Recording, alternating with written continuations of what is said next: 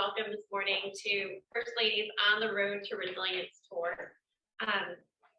This is a community conversation with the trauma-informed community networks of the Eastern Virginia region.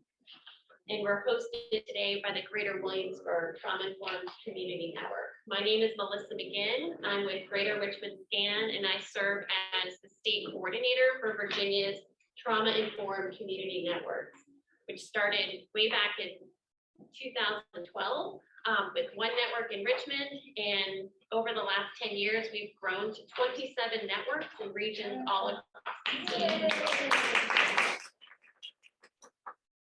And as you know, these networks really focus on building resilient communities by working together to prevent and mitigate the impact of adverse childhood experiences and community trauma, working to advance trauma-informed and equitable practices and policies in our region. But it's my pleasure to introduce the First Lady, Pamela Northam.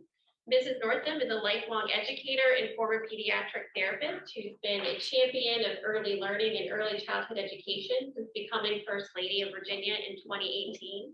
She also serves as chair of the Children's Cabinet, which has prioritized food security, maternal and infant health, student safety, early childhood education, and trauma-informed care. I've had the pleasure of participating on the Trauma-Informed Care Work Group of the Children's Cabinet, and I appreciate how supportive Mrs. Northam and this administration has been of Virginia's Trauma-Informed Community Networks. So it is my pleasure to introduce First Lady of Virginia, Mrs. Pamela Northam. Thank you so much. What a beautiful introduction. Well, good morning, everyone, both here in person. Thank you all so much for making time to come, and our wonderful friends online. I'm sorry you couldn't be with us in person, but we're so glad you could be with us online today. So silver linings to this terrible, difficult time, right? And I really appreciate you having me for this discussion. You know, we just came back from a wonderful visit at James River Elementary School, and oh my goodness, to see all this wonderful work that we've been working for so long for in practice. They basically doubled their capacity now with 2 school counselors, and they're even below the minimum. They're doing more than 250, less than 250 per counselor, which I think is amazing. So we're so excited to see that. And, you know, the governor and I believe that there is great power and potential in every single child. So we've worked throughout our 4 years prioritizing those who have traditionally not had a voice. They are our greatest asset and our future. As was mentioned earlier, I am the chair of the Children's Cabinet. It's been a great honor. And it's made up of the Secretary of Health and Human Resources, Secretary of Education, Secretary of Agriculture, and Secretary of Public Safety. We really work to bridge across all those different sectors of state government and all the different secretaries that really touch the lives of our children. And as you so kindly mentioned, we really focus on food security, early childhood education, maternal and infant health, student safety on our schools and campuses, and of course, what we're here to talk about today, trauma-informed care. I'm really glad to be joined by our incredibly talented advisor on childhood trauma and resiliency, Chidi Jenkins. Everybody, she really has been leading the way in this work and the way we talk about early education and trauma-informed care at our state agencies. So we're just so pleased. And she's a brand new mama. We're not so new anymore. Ruby's grown up. She's how old now? 10 months. 10 months. So she's a busy mama as well. We are also honored to have our esteemed Dr. Janice Underwood, our Director of Diversity, Equity, and Inclusion with us today, the first ever state director. So we're so proud and pleased. She lives here in Williamsburg, so she's a home girl. And she's a fellow educator, so she knows very well how important it is to address the needs of the whole child in education and health and safety. So thanks for being here, Dr. Underwood. Glad to be here. We sure appreciate your leadership to, you know, really help the Commonwealth become a more inclusive place to live, work, and play. We're fortunate to have both of these amazing women working with our administration. And we have the distinct honor of having Senator Mason with us today, also a tireless advocate and champion for children in this district and throughout the whole Commonwealth. And as I understand, Senator Mason, you were just here in this room talking about trauma-informed care in the foster care system. Is that right? Yes, ma'am. So I appreciate that. Thank you so much for your advocacy and support, particularly for our most vulnerable children. And I'm just so proud that you could join us to learn more about the incredible work that our TICNs here are doing on the peninsula. They do so much to support our communities and children. And Rachel's with us here today from Health and Human Resources too, for Secretary Carey, but we appreciate you because I know you do so much of the heavy lifting of this job as well. So we thank you for that. Thanks for joining us. You know, we could not do this transformative work in Virginia without each and every one of you, the advocates and champions for children who are here today. I'm looking forward to hearing about the incredible work you've done to respond to trauma and build resilience in your communities, and what support is still needed to help you to do your tremendous work even better.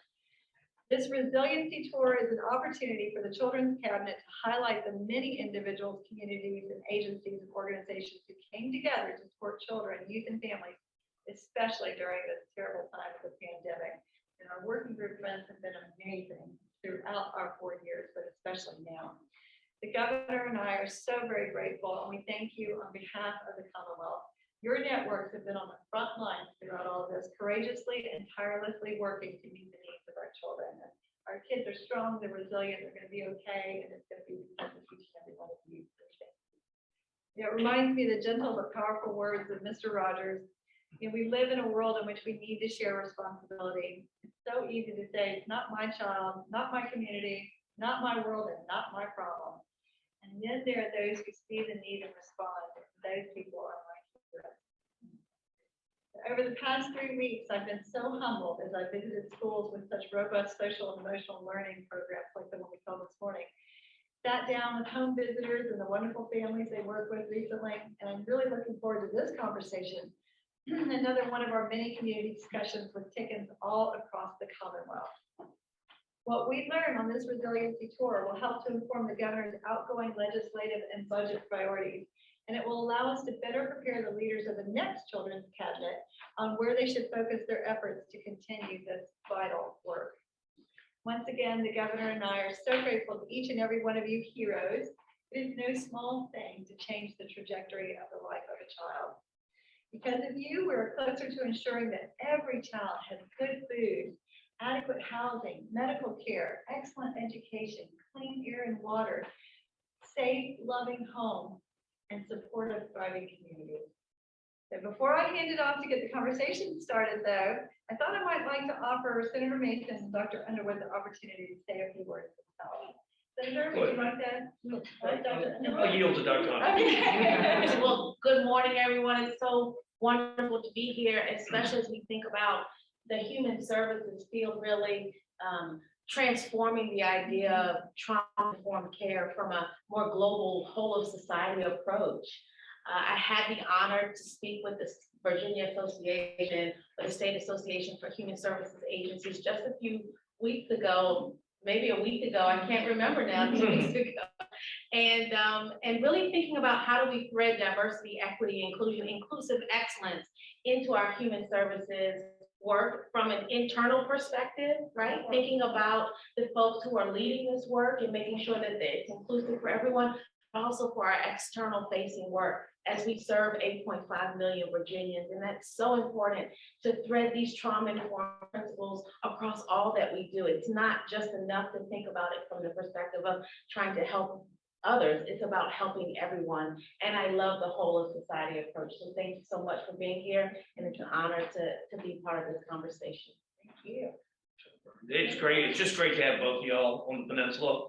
I mean, so many times in this administration, the two of y'all have visited our schools here. You've come to be a part. And of course, Dr. Underwood is at home here. So we love that specialized focus. But you know, your work with the Children's Cabinet has just been amazing. I mean, it has really touched so many different levels of what are important, and not just ceremonial. I mean, you have dug deep into these things to try to push transformative programs and policies that will help children at all levels and make sure that everyone is included in this conversation. I appreciate your mention of our foster care roundtable last week, because that's kind of an augment that Chidi and Rachel were a part of as well, and Rebecca's helping us lead. Just because we're trying to bring the community, the business community from the outside in to understand we have 197 young adults that we need to help, that want jobs, that want opportunity, that want a sound future. And guess what? We have a bunch of employers who need employees and need good, solid employees. So we're really trying to. In a row that just said sewage, and both of them Somebody seem forgot. like they have unsafe sleep factors, so I don't know if that's a new thing on her part or just a coincidence. Thank you so much for being here. Thank you for your focus on this important effort. And I'll shout out Chidi, who in the last meeting said, the trauma-informed work that we're doing, we need to spread that out to the business world, to the Yes. chamber. Everyone needs to understand what we're talking about here. Yes, but whether it's medical or education or business, everyone needs to understand this. Impacts all of our lives, whether you know it or not, and the work that these great folks are doing locally and you're doing at the state level help, and we are going to try to help you get it out and make sure that people in the general population and in the world of employers and the business world understand the work you're doing, understand what it means to them and to their employees. So thank you all We so much. thank you, sir, too, because without the work of the General Assembly, we would not have the funding to be able to do this work. So the funding that you put into education, you put your money where your heart is, and you all prioritized our educators during this difficult time. We gave teachers a raise during this difficult time. You put more counselors in the schools during this difficult time, and now we see that coming to fruition with great social emotional support despite the challenges. So thank you all for putting your money where your heart is, supporting that. As well as for diversity, equity, and inclusion more broadly. And make sure it is a whole of government, and whole of society approach, that it's not just siloed, that this conversation includes everyone. And forgive me for not mentioning this, but we also have a representative from Williamsburg, James City County Schools, who's here representing the idea of trauma-informed behavioral learning, right, for schools, so that we can stop the school to prison pipeline, Johnny Underwood. And Johnny Underwood happens to be a little bit related to Not you. just- He's an amazing husband, so this talented duo do so much work for the Commonwealth. So thanks for being here, sir. Just give you a applause.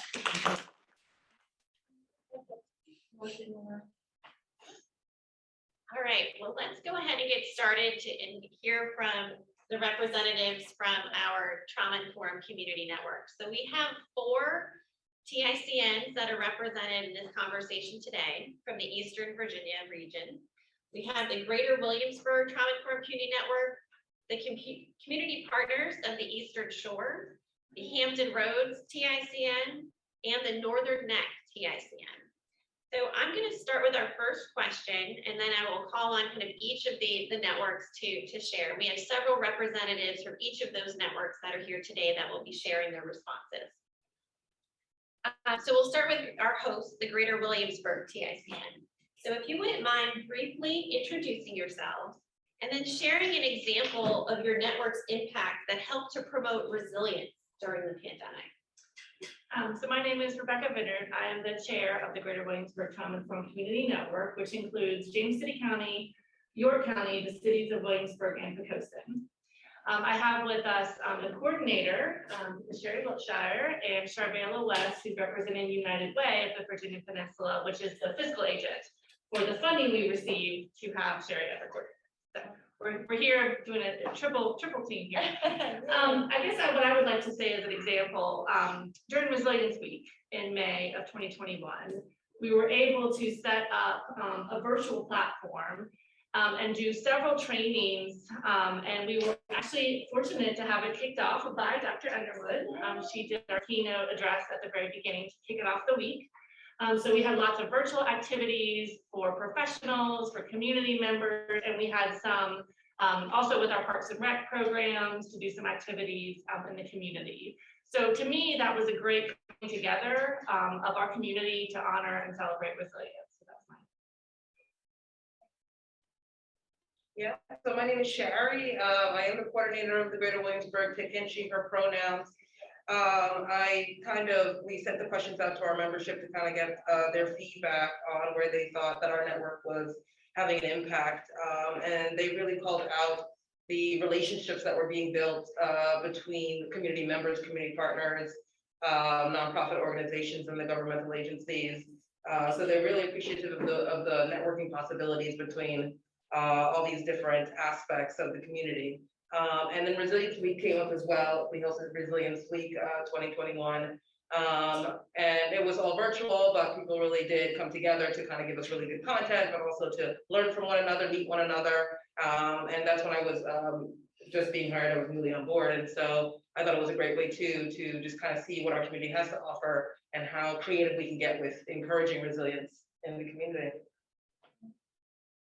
I just want to ask permission that I can take some pictures and some just video, just to get some things to put on social media later. Is that fine with everyone? Perfect, thanks. Anyone else from Greater Williamsburg? Good morning, I'm Charvela West with United Way Virginia Peninsula. As Rebecca mentioned, we are so pleased to be able to support this network.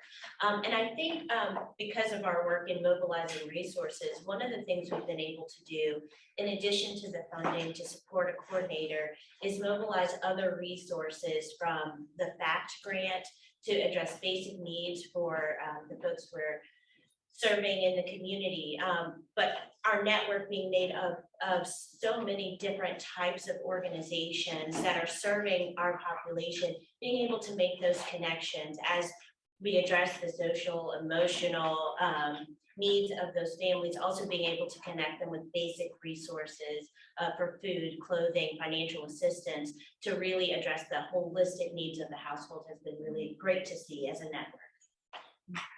Appreciate our partners at the United Way. Thank you. All right, well, let's move to the community partners of Eastern Shore. Patty Kiger, would you mind introducing yourself and telling us about resilience in your community? Sure, thank you. And Eastern Shore Healthy Community. Community Partners is a partner of ours, and we do have representatives online for that. I'm Patty Kiger, and I'm so pleased to be here and see all of you all. And an example of what we have done over the past year, we sort of made 2020 and 2021 years of resilience on the Eastern Shore. And we kicked it off in May after we had, from March through May, people trying to adjust in 2020 being under siege by the coronavirus. So we kicked it off with a big forum with mental health, social services, medical professionals, and clergy to answer the questions of people in the community who were so concerned about what was going on and how they could adjust. And so we went from that to constantly giving resilience trainings and tips in our newsletters. And so we like to look at this period of time as being a time where resilience is needed more than ever.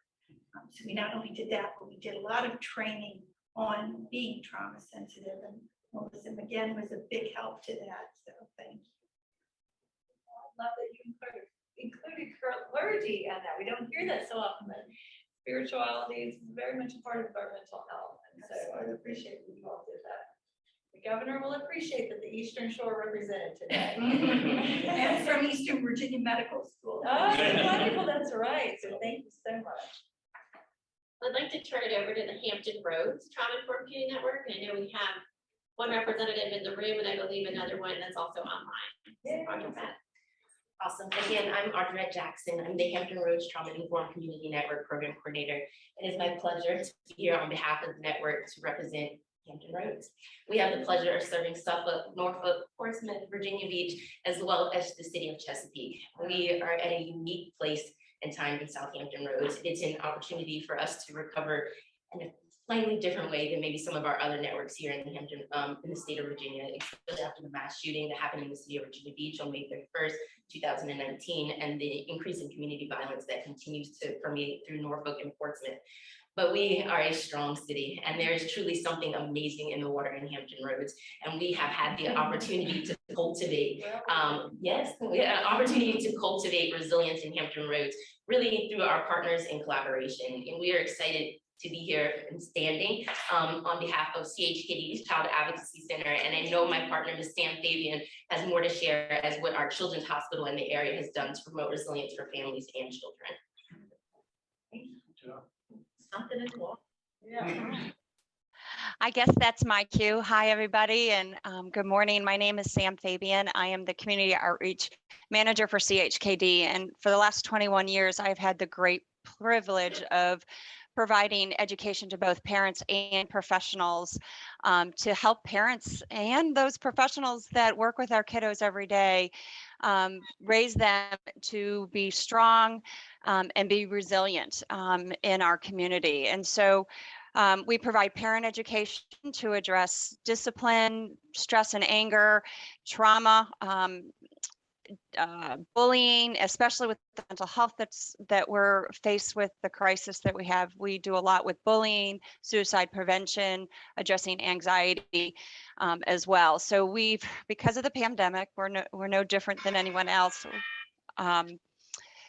in that the anxiety and doing everything virtual has been a challenge, but it's also had great success. And we have a wonderful educator, Michelle Tryon, who is a steering committee on her TICN, who also has done tremendous work in our community on trauma and resilience. And right now, we have Tough University representatives actually providing professional training to our community to address healthy outcomes for positive experiences. And it's a model in which we're looking at 4 building blocks where parents and professionals can use to help build resilience. It's actually the opposite of ACEs, which is adverse childhood experiences.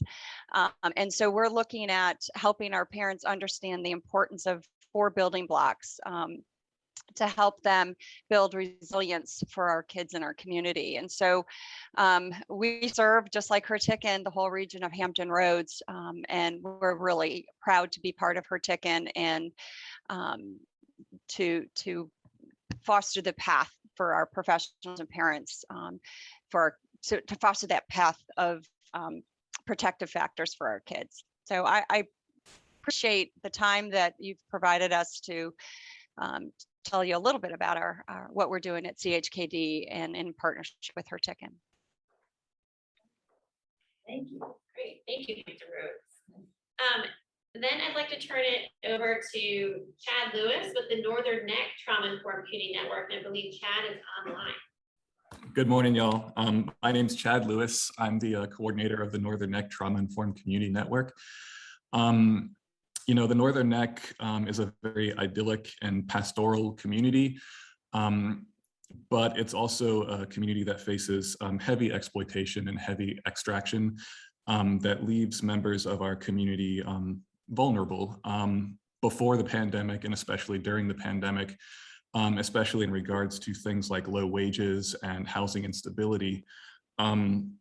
For example, in our community, to afford a 2-bedroom apartment fair market rent, you have to make between $15.25 and $18.27 an hour, but our average wage is only $7.46 to $12.33. A lot of families fall through the holes in the social safety net because although they may not be living in poverty, they're still not making what they need to be secure. So one of the ways that our Trauma Informed Community Network, especially through the assistance of the Family and Children's Trust Fund and their Emergency Financial Assistance Program, has promoted resilience during this pandemic, is helping members of our community who are most vulnerable get their needs met materially, keep them housed, keep them fed, keep them clothed, by improving the material conditions in their lives with that funding that is so flexible with little red tape and little strings attached to kind of fill the holes. And I look forward to, as the conversation around resilience continues, talking more about how resilience, social and emotional learning is definitely a big part of it, but helping to improve material conditions for people in our community as well. We actually formed our TICN as a result of that funding that was made available by FACT, because we wanted to qualify for it to help our community. So yeah, it's been a great help so far, and I look forward to it continuing in the future. Melissa, do you just, before you move on to the next question, want to provide like the quick 2-minute about the fact funding that, as he said, is very low strings attached, but really helped with these small material things that really kept people from being able to like make rent next month during the pandemic.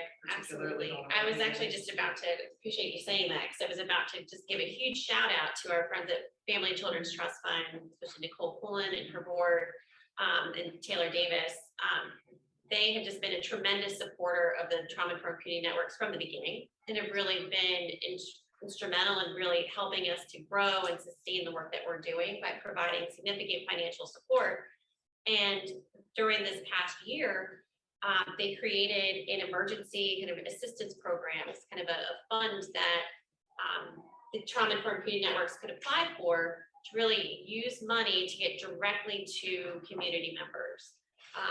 And in increments up to, I think, $1,000, but it really could be anything to help pay rental assistance, to get your car fixed, to anything that could specifically impacting community members' lives and ability to thrive. So, so many of our community networks access those funds and use them, and they actually granted it for another year. So there's opportunities right now to reapply again for those funds for this year. So it's been a tremendous support. And what are the source of the funds?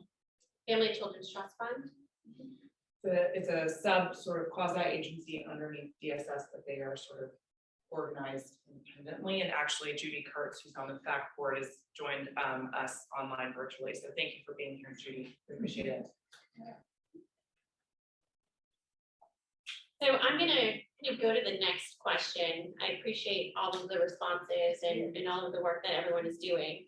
So the next question really speaks to more about the issues and needs that have emerged for children and families in your communities, specifically during the pandemic, and particularly for different populations you served, which many of you are already referenced. So when thinking about, so if you wouldn't mind just kind of sharing what some of those specific needs and issues are that have emerged in your community, and what do you think is needed moving forward, and what would you want the next administration and the next children's cabinet to know moving forward? So it would be a good idea for those online, maybe put stuff in the chat, capture in the chat as well. That would be great. So let's go ahead and go back to Greater Williamsburg Trauma-Informed Community Network.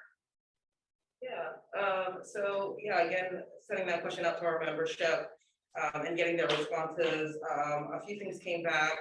One, as it pertains to families that are eligible for early intervention services, immigration families, or families, I should say, are not receiving those services, or thinking that they are putting themselves at risk of being identified as undocumented, or undocumented just in this country, that it would reveal their status if they go into agencies to get certain services. So it's preventing them from kind of coming in to serve their younger kids. So that's something that came up as at the forefront of the minds of employees in those situations. Another thing is housing security. As our friend in the neck mentioned, we have very few available low-income housing, affordable housing for people who need it. And also with the pandemic, forced families, women and children to live in situations with abusers, and having no alternatives to that home life. And so so those two are the primary two that came up in the conversations that I've had with the members. And then one of our members wanted to share from York County how their Head Start program, however, during the pandemic, really stepped up for their early kids families, Head Start families, in providing food throughout 2020 to those families, making sure that they had what they needed to kind of nourish and start their day, but also providing technology for virtual education to younger kids, and also creating a kind of bridge program for kids that they identify as being not quite ready to enter kindergarten, from Head Start to kindergarten, and creating that kind of education through that gap.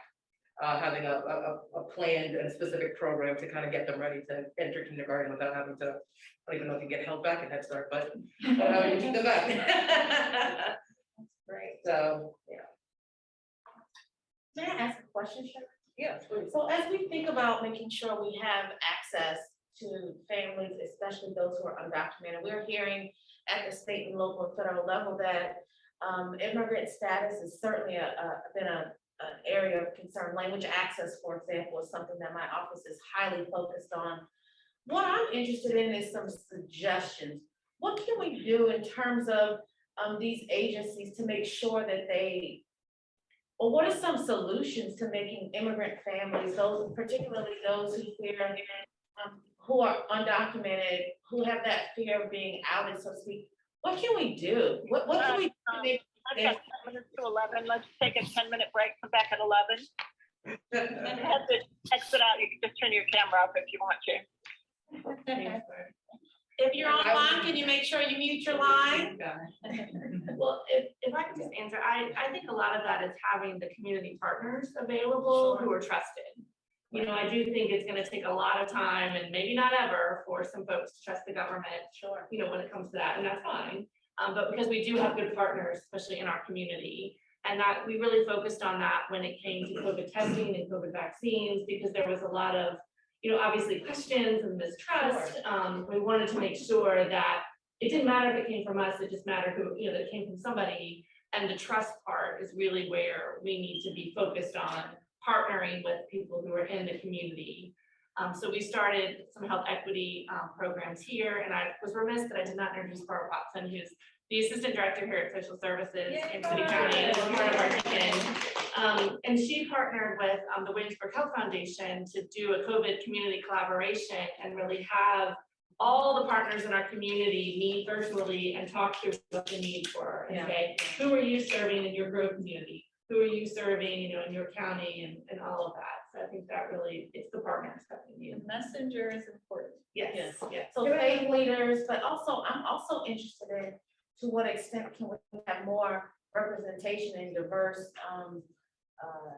providers in our agencies, right? So that if there's trusted folks from immigrant communities who work for our human service agencies, and then maybe that is one of the trusted folks as we think about diversifying our workforce as well. Yeah, and we do have Spanish speakers in our workforce, and we do need to represent your community in your workforce, absolutely. So we need to reimagine what some of those hiring practices are, and you know, not necessarily have folks who have to have degrees, but who have that experience.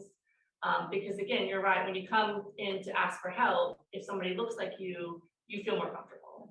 So that's absolutely, I 100% agree. I just wanted to add one more thing. Messaging was said, and I do think that the one member brought forward to my attention, he called 2020 racial reckoning, and I think that there's lots of divisive messaging that comes around different ethnicities and different, you know, that's just different races and ethnicities, and I think that information can be misinterpreted by the larger community and the larger public of who you can trust and who's going to trust you based on what your presentation is. So I think that 2020 has kind of brought that to the forefront of our minds, and it kind of maybe made people step back a little bit out of fear.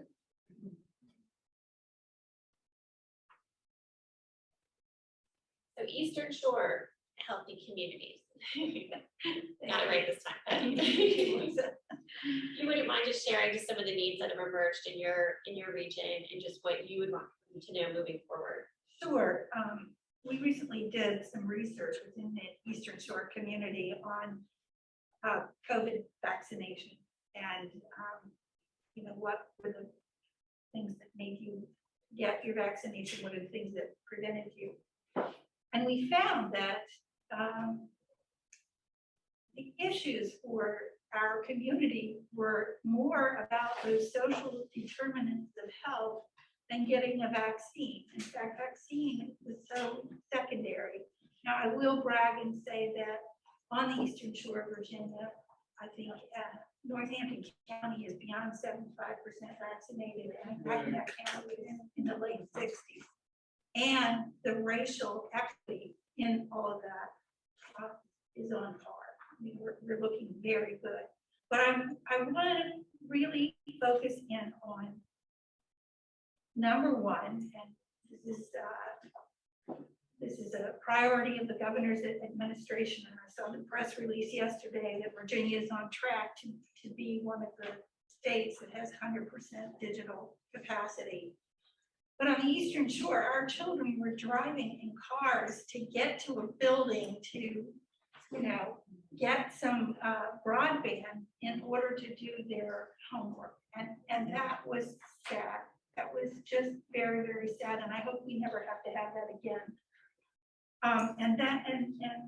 Digital capacity has now become a major social determinant of health. And I know I don't need to tell all of you all that, but I want to emphasize that. And then the other thing is that we need more people with empathy. We've got a lot of people with a lot of opinion and willing to argue with anybody about anything, COVID shots or whatever. But I think having a trauma-informed and trauma-sensitive community is going to expand out to everyone's ability to become more sensitive. And that, to me, I think is the biggest hope of becoming a trauma-informed community. And that will require that all employer organizations, not just schools, not just hospitals, not just individuals, all employer organizations teach their employees trauma sensitivity, and that will cover diversity, equity, inclusion, that will cover poverty, and all of these things are very important in our community. We need more living wage jobs, we need more affordable housing for teachers, law enforcement, the everyday people, you know. I just recently walked through all the low-income housing communities and put flyers in 300 doors to talk about COVID. But those are beautiful houses. We need houses for the people who are teaching our kids, for the people who are enforcing the law, putting out fires, just these. So anyway, I wanted to make a plug for that, and living wage jobs on the Eastern Shore, just like Chad Lewis was talking about.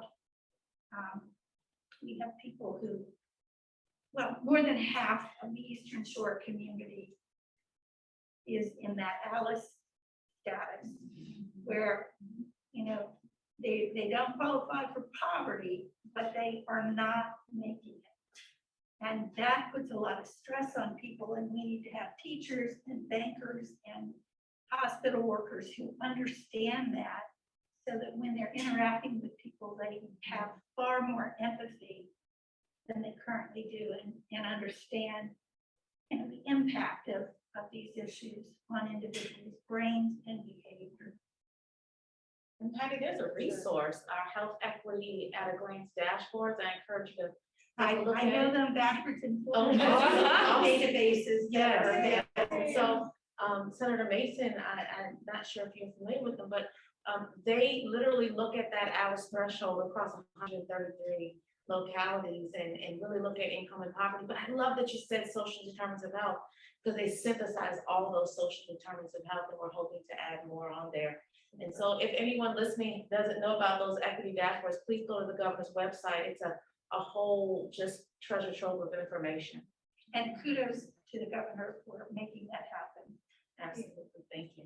Senator Mason, sorry, go ahead. No, I just said it takes a great team to put all that together. Yeah, I was gonna say, Senator Mason, we just had that conversation about the workforce, and Patty brings up such a good point about the role of the workforce and how the employers within that space are trauma informed, not just for the work that they do to provide goods and services, or, you know, provide for those who come through their doors, but for themselves. And I know that came up in last week's conversation. I don't know if you want to reiterate. Well, it did, and making them aware, you know, I mean, the employer has to be aware of the circumstances of the employee and what's going on in our community. You know, to Dr. Underwood's question about how do we get this out, the governor's office is pressing a network to network to job, network to work. That is a current program in a couple of places, and we're expanding it to the peninsula and to the south side.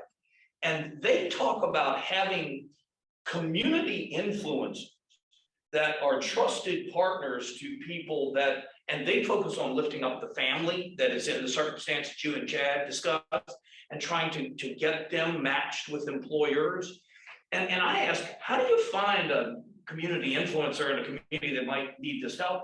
And they said, amazingly, people came to them, and people that were unknown to them became really important influencers. And maybe we can, in this effort, try to go to school on some of the things in that program and try to learn more about that. Because, you know, but thank you also for touching on broadband. I'm sure Chad Lewis would echo your remarks.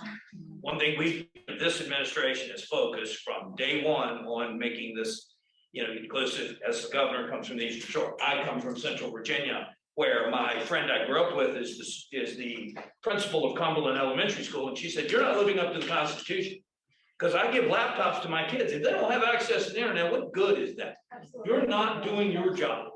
So we focused on both access and affordability, because my district doesn't have a real access problem. We have an affordability problem.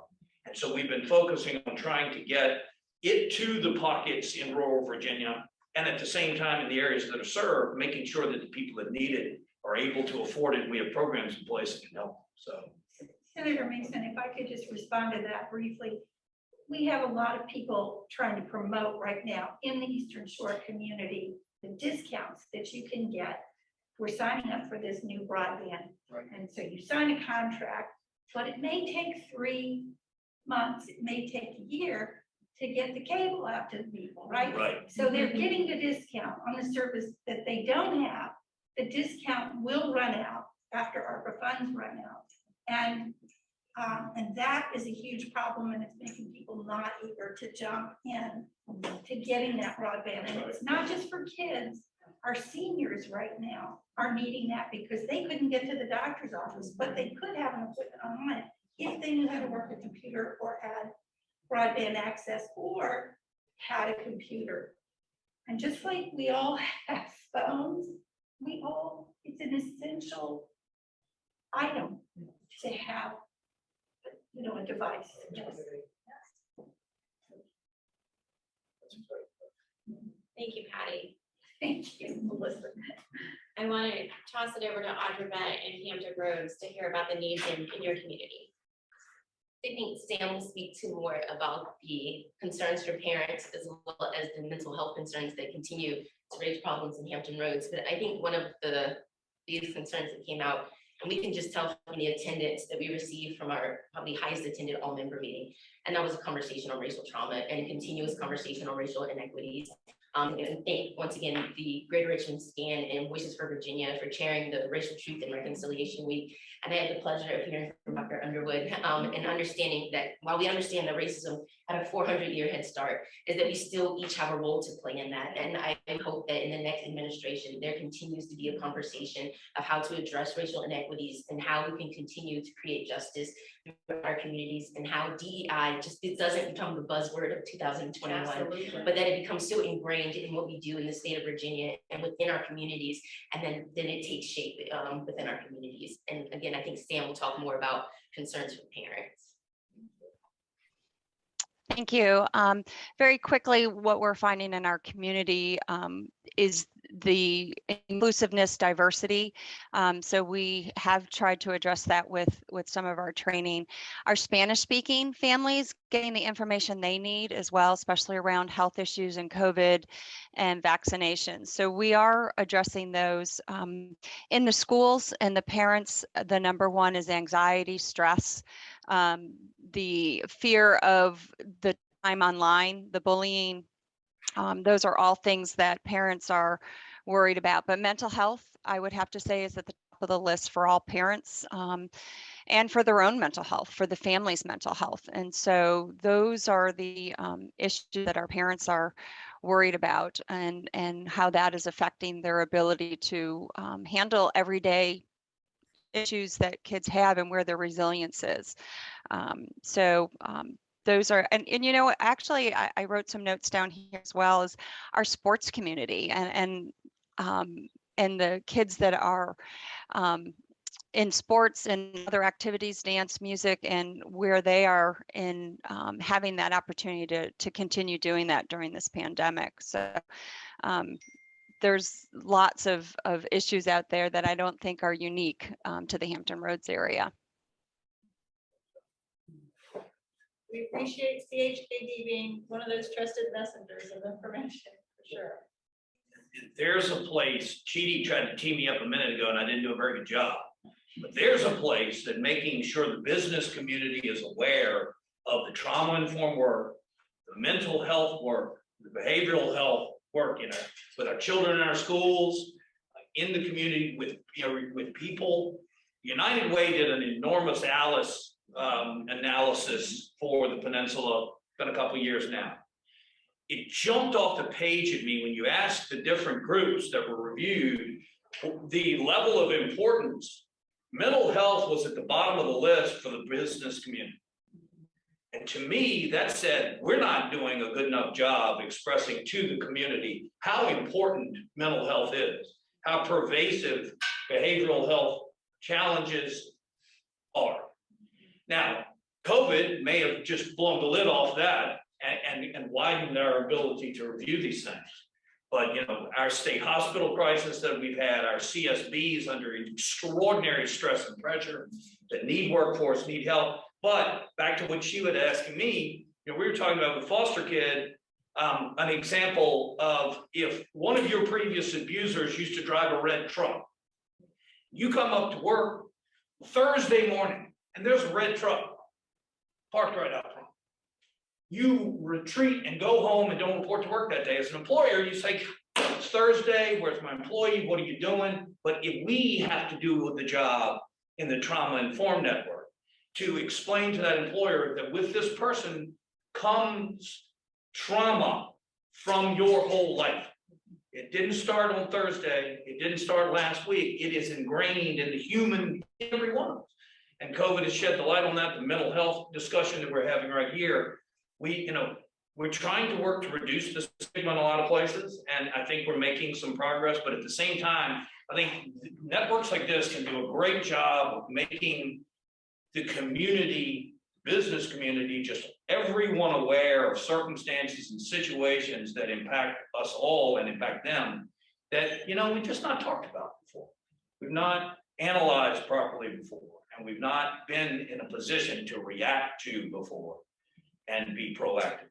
So I think that was more towards the line of the direction I wanted to go. I will only add to that based on what was just shared also is that, the American Academy of Pediatrics just Tuesday put out that we are in a state of emergency when it comes to the mental health of our children in America.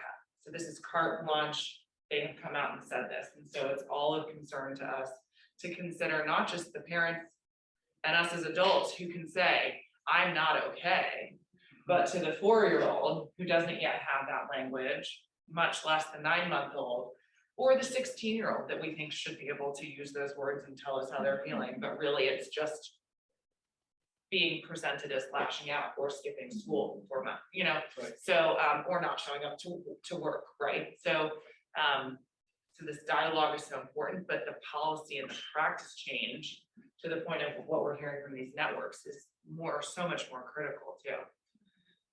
Chidi, Ms. Jackson talked about the racial trauma. So you compound all that, the recent declaration from the academy, but also Virginia, first state in the South to say, House Joint Resolution 537, racism is the larger public health crisis, right? As it dovetails into all of these arteries, right? So thank you for that, and thank you for that. Because that needs to sort of be the framework upon which we really think about this work across those determinants of health that Patty mentioned. We have a strong connection to legislative advocacy through these trauma-informed community networks, especially because of our partners at Voices for Virginia's Children, and have helped to convene advocacy days and the resolution that racism as a public health crisis was one of the foremost ones that we advocated for, and many of us had opportunities to participate. So for that, appreciate your support. So important. I want to turn it over to Chad Lewis from the Northern Neck to see if there's anything else he'd like to share about the needs of the Northern Neck and what you'd want this next administration to know going forward. I mean, everybody I feel has covered so much already. At this point, I feel like I'd just be kind of co-signing everybody else. But I know there was a lot of conversation around, you know, the business community and the role that they can play in mental health. And I just kind of feel the need to emphasize, especially for the Northern Neck, I think one of the biggest things that the business community can do to support the mental health of families and children isn't so much about raising awareness around mental health, but it's about giving families predictable work schedules, providing them with living wages, not a $15 living wage, which has been the standard, but is also very insufficient at this point, but a wage that they can actually live on. Providing them with parental leave and sick leave and all of the things that will take those stressors that cause the mental health challenges in the first place away from families. I know if that were something that happened out here in the Northern Neck, it would be of great benefit to the community. Living wage, which we're working on, but parental leave is important, and we're working at the national level too. So we hope we'll get some support there. And childcare, I think our businesses have to step up and help us with early childcare and education opportunities. Can I add on the paid parental leave as maybe the youngest mother here? You know, it was a real privilege to get it, and I benefited from what Governor Northam is, you know, instituted for state employees as far as leave time for new parents, and I appreciated that so much. But I recently heard, actually, it was Nicole who said it on a call, Pullen at Fact, who said, you know, at the end of the day, somewhere she had also heard that the one way that we found there's been all these strategies on how to fix shaken baby syndrome, right? And yet there's been trainings and awareness and the research and the data, but the one thing that has worked with preventing shaken baby syndrome was paid leave for mothers and parents. Because when you're tired and you're exhausted and or nursing or feeding, and you have to go to work, but you have to travel an hour by some transportation form to drop your child off at childcare, wherever that is, to get to work, to be underpaid, to barely meet your end needs at the end of the day or month. When that baby cries, push comes to shove, and it's no one's fault, you're just tired. And so there are so many trickle-down effects of something like paid leave. And it seems so small, like something that is such a privilege, but we all deserve it. The babies deserve it, the new parents deserve it, the other children in the family deserve it. And it's our responsibility to really address these in the ways that we know can fix them. Or left in unsafe circumstances. Correct. Which is also Yeah. So I want to be mindful of time. We have about 5 minutes left. There any other just questions, feedback, final thoughts as we're kind of coming to a close with this really valuable discussion today? I'd like to share. It's been really great to have so many advocates for Alice talking about, our work at United Way. And to the parent leave, and it's been mentioned before, childcare as it relates to the workforce. One of the things that we've been excited to see is the focus on providing resources for childcare, not just financial assistance, because we know that's the second most expensive thing a family faces. Only $3 behind their rent when you look at the Alice data. But in addition to that, the capacity of the childcare sector to be able to serve our children and to create additional slots. We've been really excited on the peninsula to see our work with Smart Beginnings, our work with the governor's office, and individual childcare providers really stepping up when our children were learning virtually to create additional space. Our local governments have really gotten behind that. And we've heard examples of how trauma impacts someone who is in the workforce. But the trauma of poverty, whether, oftentimes when we talk about equity and experiences of trauma, we're looking at stark disparities, right? But when we talk about the ALICE population, who's right there in the middle, and we talk about the most vulnerable, oftentimes they are in that situation because they don't qualify for the safety net, right? And so then we find ourselves whether we're talking about housing, and we're so grateful for the governor's executive order that created the work around eviction reduction and being able to keep our families housed with fewer strings attached than we've ever seen before, being able to address stabilization support like transportation and childcare, workforce training and certifications, all of that tied into the work of eviction reduction. And that impacts a parent's ability to get to work on time and be their best self when they get there. And so I think one of the things that these networks do that's really, really important is the connection that we see from a professional to the person we serve, and how we all have experienced trauma in our lives. The ACEs training that we do for professionals is so eye-opening, and it really does not only tie us to the work that we do, but ties us in an intrinsic way to the people we serve. So I'm really grateful for our members in Greater Williamsburg and for all of the work happening across the state on trauma-informed care.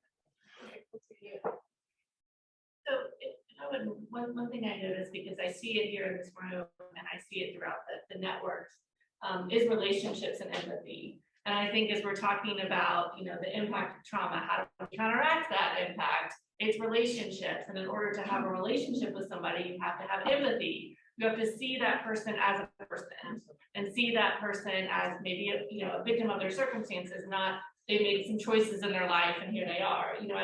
I think going back to what Patty said, empathy is so very important. I think that's what we're trying to do with our workforce and the business community and everybody. Just see people as people. And if nothing else, we all just need to remember how important it is to just see each person as an individual. And I think that will really take us a long way. Donnie, did you? Yes.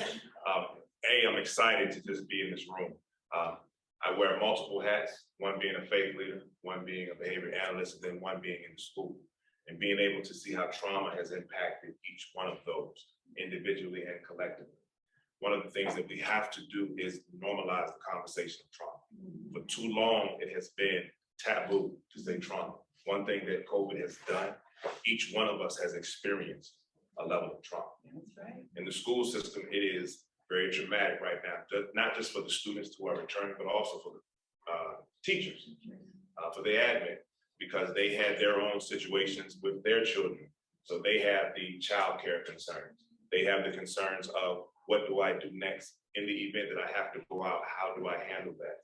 We have a sub shortage in the schools right now because people are unsure. Do I go back?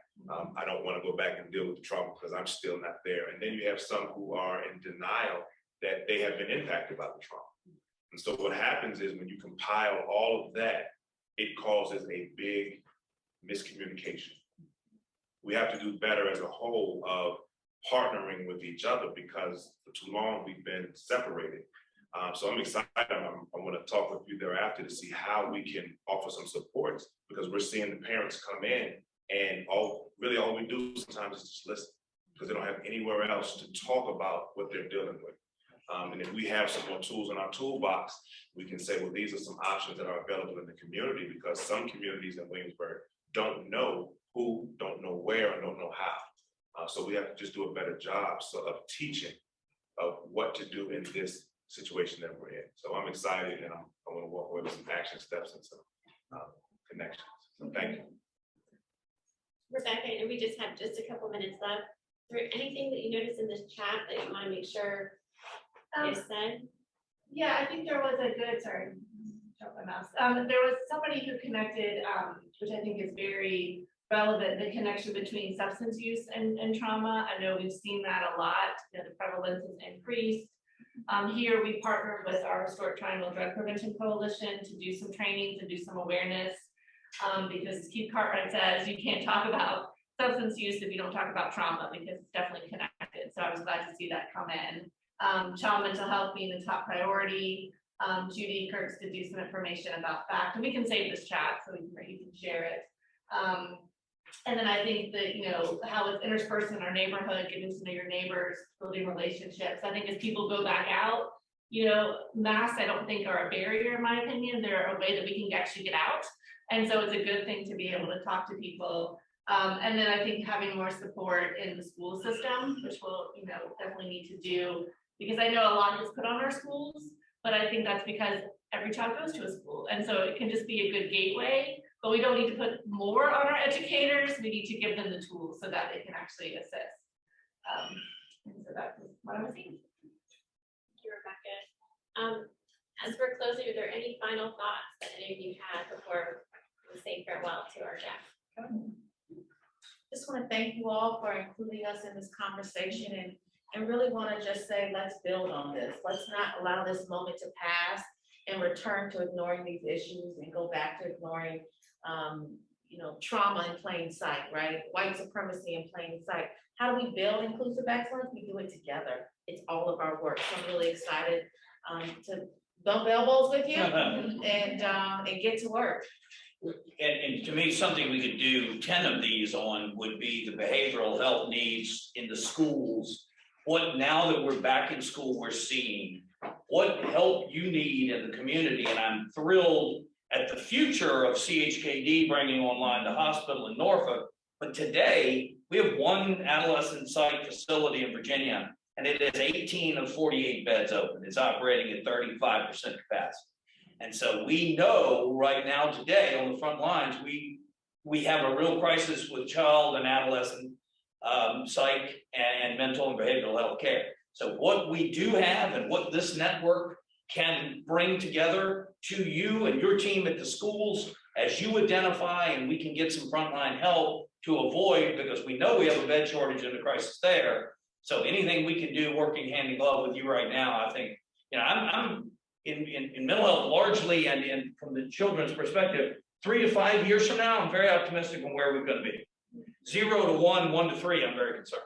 And that's where we live, that's where we are, and those are the challenges we need to take head on right now. And networks like yours, and your focus, you know, y'all's focus and attention on this cannot go understated. I mean, it's super important for y'all to be here, for you to listen and to take back and to have the input. So thank you over and over again for making it a priority. Because, you know, how many times have we said today, we just don't talk about this stuff. You're taking, y'all touring the state talking about this stuff. That's the way we change this. And thank you for your nonprofit work and for everyone's involvement. So thanks for including. No, it's taken a great village. I mean, it's taken all of us working together, as you said, and we did bring back the information from our wonderful partners, which really helped us to double essentially subsidy for childcare. So those folks in the ALICE group that you're talking about, they're working 2 and 3 jobs and still can't afford basically a mortgage payment for childcare. Now those folks are coming in. I think last time I looked, it was 24,000 additional babies getting quality early childcare and education. And we know that filters all the way down through even health. We talk about the social determinants of health. So thank you all. And you know, the courage is contagious. It's been a difficult time, but the more we stand together to work for these good things that we know makes such a difference. As we said, the best investment we can make at the very beginning. This is where equity truly begins. So thank you all for your courageousness. And I like Frederick Douglass, who said it's so much better to build a strong child than to fix a broken man. So thank you all very, very much for working upstream with us on this. And I'm very excited about what the future will hold. Seismic events over these last few years, but sometimes that provides a great opportunity.